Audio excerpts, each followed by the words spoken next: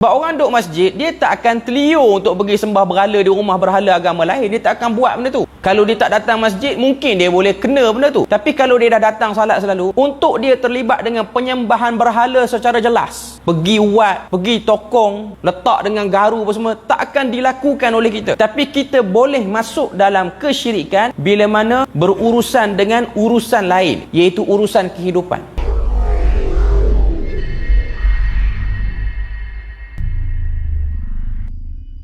Dalam hidup, prioriti kita sebagai manusia Muslim yang dah tahu Islam ni agama yang betul, buat apa pun kembali kepada pemerhatian Allah Ta'ala.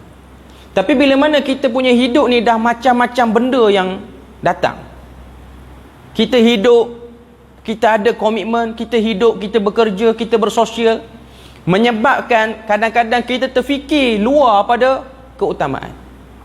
Ada orang dia buat sesuatu kerana ingin mendapat perhatian pihak lain. Pihak lain tu bukan Tuhan. Pihak lain tu mungkin bos dia, pihak lain tu mungkin orang yang banyak tolong dia, pihak lain tu mungkin orang-orang yang segan pada dia. Okay. Ini ialah cabang-cabang daripada benda yang boleh membahayakan tauhid orang tu. Tak jadi kafir, cuma dia boleh beri bahaya. Dia boleh beri bahaya. Sebab tu Nabi memberikan kepada kita peringatan tentang cabang syirik yang bahaya untuk orang Islam, untuk orang yang dah duduk masjid. Sebab orang duduk masjid, dia tak akan telio untuk pergi sembah berhala di rumah berhala agama lain. Dia tak akan buat benda tu. Kalau dia tak datang masjid, mungkin dia boleh kena benda tu. Tapi kalau dia dah datang salat selalu, untuk dia terlibat dengan penyembahan berhala secara jelas, pergi wat, pergi tokong, letak dengan garu apa semua, tak akan dilakukan oleh kita. Tapi kita boleh masuk dalam kesyirikan bila mana berurusan dengan urusan lain, iaitu urusan kehidupan. Bila mana kita ada jawatan, bila mana kita ada kepentingan, bila mana kita ada komitmen, bila mana kita ada pihak-pihak yang perlu untuk kita hormati dia. Orang jugalah, orang. Bos kita ke apa. Benda ni yang ganggu. Sebab tu Nabi pesan tentang riak, ujub dan segala benda ni.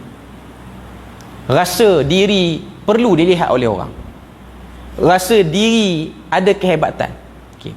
Benda-benda ni boleh menjerumuskan orang tu ke dalam kesyirikan secara halus. Zahirnya dia bukan orang kafir. Orang yang ada riak, tak perlu kita tanam dia kubur Kristian. Tak perlu. Tuan-tuan tengok, dia ni dulu suka akad diri, kita buang dia daripada khairat kematian, tanam kubur lain. Dia tak kafir. By generally hukum, dia bukan kafir. Okay. Tapi dari segi perbuatan dia tu boleh menghancurkan tauhid dia. Dari segi perbuatan dia tu. Okay. Part ni lah yang paling payah untuk semua orang, termasuk saya sendiri. Part ni lah part yang paling payah untuk seorang Muslim.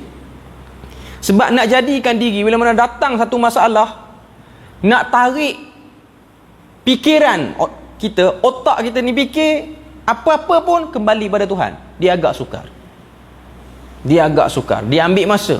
Dia memerlukan beberapa hentaman dan ketukan dulu, baru boleh perasan.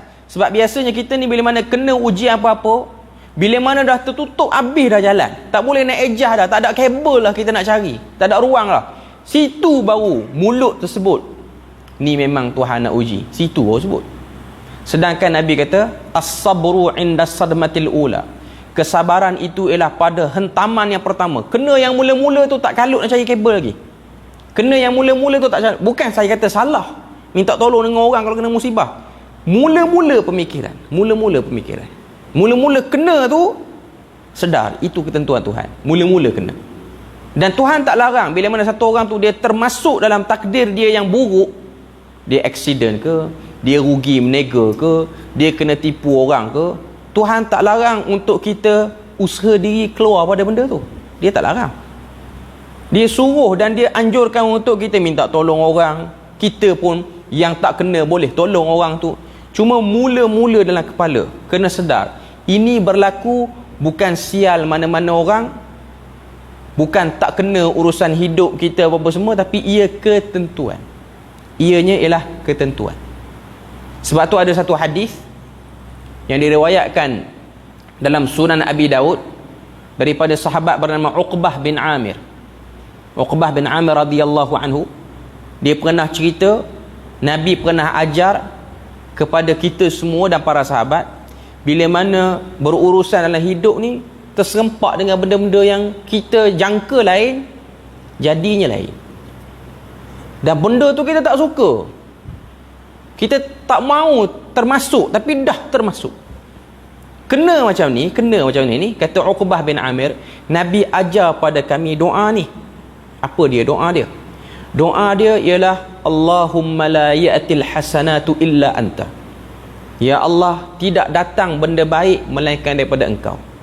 Wala yadfa'us sayyi'at illa anta.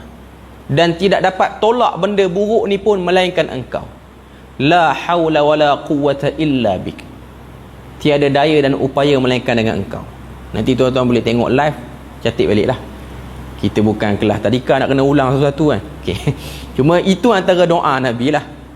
Allahumma la ya'til hasanatu illa ant wa la yadfa'us sayyi'atu illa ant. La haula wala quwwata illa bik. Bukan billah. Ada orang dia baca la haula wala quwwata illa billah. Tambah pula hil aliyil azim. Itu tak ada. Illa bik. Itu saja. Itu riwayat Abu Daud. Ada sebahagian baca wala yudfa'u. Ada riwayat baca wala yadfa'u.